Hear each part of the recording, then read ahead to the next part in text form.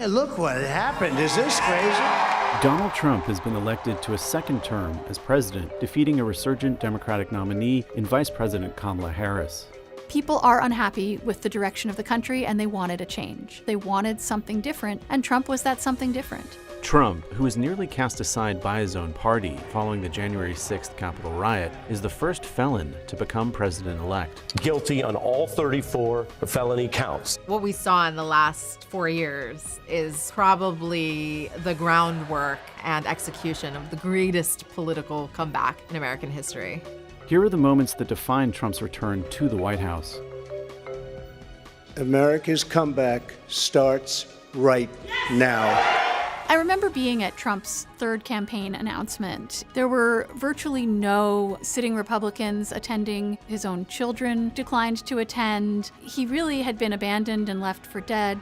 Many Republican lawmakers had turned to other candidates just 7 days after the GOP's lackluster showing in the 2022 midterm elections. But then, probably the single most important event in the Republican primary was Trump's first indictment.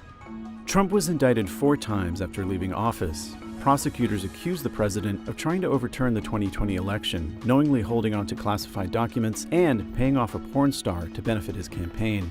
Virtually all of his competitors in the Republican primary defended him. They have weaponized and put politics in the Department of Justice. It was really a very odd thing, you know.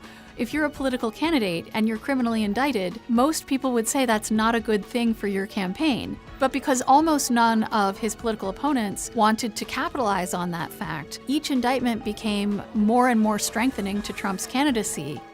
Trump's campaign capitalized on his legal woes as a fundraising opportunity, blasting emails that accused the Department of Justice of election interference.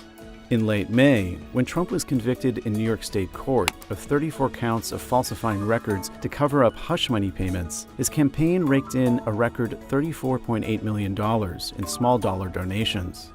He had this residual goodwill with the vast majority of Republican voters. Many of them believed his false claim that the election was stolen, so they saw him as a sort of incumbent. On the campaign trail, Trump ramped up his incendiary rhetoric. They're poisoning the blood of our country. They're not humans. They're not humans. They're animals. We don't need another low IQ person. He has never been interested in calls from even many Republicans to tone it down or to speak in more moderate terms. Trump believes that this is rhetoric that appeals to his voters. When I say the enemy from within, the other side goes crazy.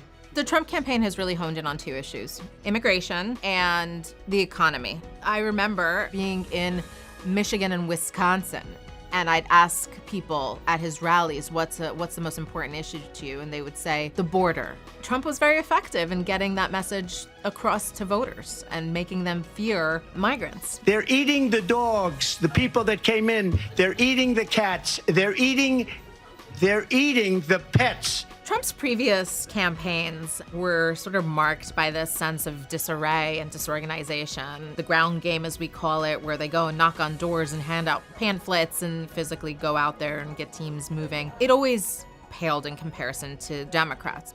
An important factor in Trump's political success in 2024 was that he ran a much more professionalized and strategic campaign. What they wanted to do was focus on the tiny group of undecided voters. They call them persuadables. And go to those people. Food for everyone. Food for everyone. Because that's really where the effort should be put, not just blindly knocking on people's doors and saying, hey, please vote for Donald Trump. After the Republican primary, Trump's team laid the groundwork for a tough battle in November. The former president maintained a sizable lead in the polls over Joe Biden as voters grappled with the sitting president's